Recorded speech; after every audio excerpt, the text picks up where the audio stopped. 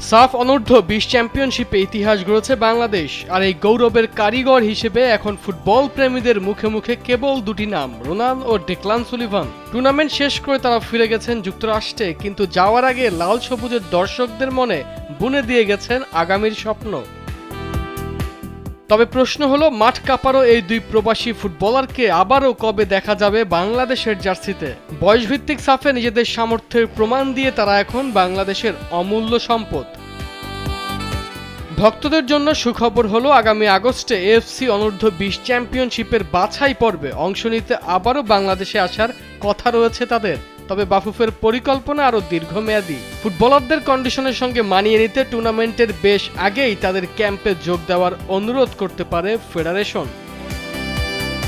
তবে চমক আসতে পারে আরও বড়। সাফে দুর্দান্ত পারফর্ম করা রোনান সুলিভান যদি জাতীয় দলের সুযোগ পেয়ে যান, তবে তার ফেরার অপেক্ষা ফুরিয়ে আসতে পারে আগামী জুনেই। সান মারিনোর বিপক্ষে হামজা মোরসালিনদের যে প্রীতি ম্যাচ রয়েছে, সেখানে লাল সবুজের সিনিয়র জার্সিতে অভিষেক হয়ে যেতে পারে রোনানের।